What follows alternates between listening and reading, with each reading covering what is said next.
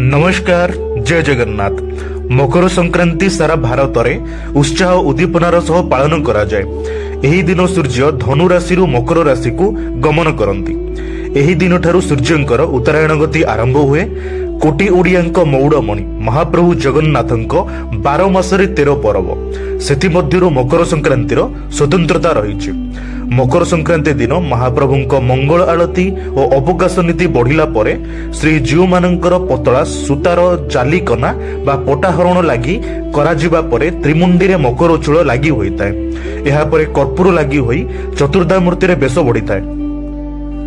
गोपाला बल्लभ और सकाळ धूप नीति बढ़िबा परे मैलम महास्नान सर्वांग लगी नुआ लुगा लगी मालचूल लगी हेबा परे 6 मूर्ति अलंकार लगी होई मकर बेश बढ़िताए। घंट छता काहाली पटुआर सहित तलीछु सेवकों हाथ पैठ होई रोषघरु भोग श्री छामुकु आसी थाए। भोग टेरा बंधा हेबा परे दिगपाल नीति होई थाए।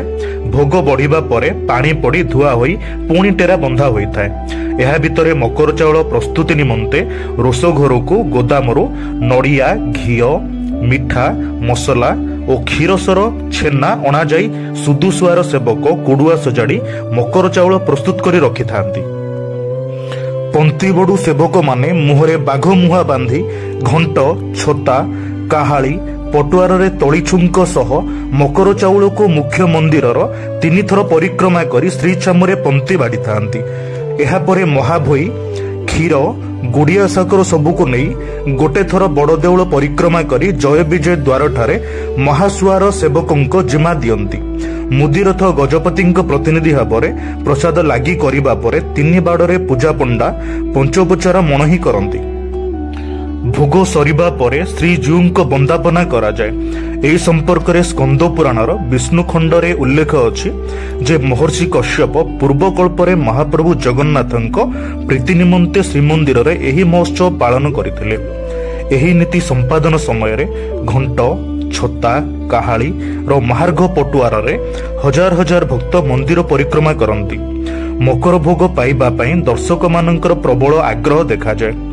हिंदू धर्म अनुसार मकर संक्रांति दिन जगन्नाथ दर्शन कले राजसूय यज्ञर फल मिलता है। जो भक्त महाप्रभु दर्शन करी विधिपूर्वक बेढ़ा परिक्रमा करती से अशेष पुण्य लाभ करी मुक्ति लाभ करती।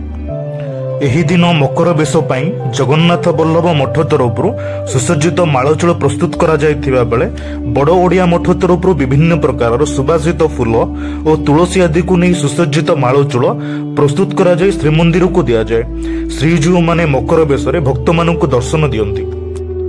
मकर संक्रांति दिन सूर्य उत्तर दिग को यात्रा करी 6 मास अवस्थान करुथिबारु विवाह व्रतघर यज्ञानुष्ठान देवालय प्रतिष्ठा भली समस्त शुभ कर्म अनुष्ठित हुए। एही समय सूर्य पूजार विशेष महत्व थाए। ओडिया रे कहा जाए कि मकर रु दिन बकर हुए माने एही दिन ठारू दिन बड़ हुए। सूर्यंकर तेज प्रखर रु प्रखरतर हुए। सूर्यंकर उत्तरायण गति समय रे जो माने देह त्याग करंती सेमानकु स्वर्ग प्राप्ति हुए। सेथिपई महाभारत युद्धरे सरसज्जार रही पितामह भीष्म सूर्यंक उत्तरायण गति को अपेक्षा करिथिले प्राणत्याग करिबा पई। मकर संक्रांतिर पुण्य काल प्रत्युषरु नदी सरोवर रे स्नान करी सूर्यंक दर्शन कले सबु पापर मुक्ति मिलिथाय।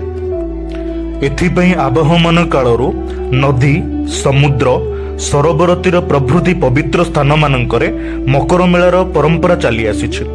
मकर संक्रांति समय रे धान आखु आदि नुआ फसल अमल होइथाय। तेणु नुआ धान रु प्रस्तुत अरुआ चाउल नुआ गुड़ छेना नड़िया पाचिला कदली घीओ क्षीर इत्यादि गोलिया होई गोटे सुस्वादु भोग प्रस्तुत करा जायथाय। और जे भोग की गृह देवता धान खला ग्राम देवी पाखरे भोग लगा जाए। एही भोग मकर चाउल नाम रे परिचित।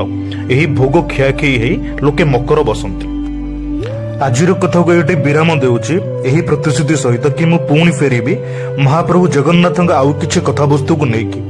नमस्कार जय जगन्नाथ।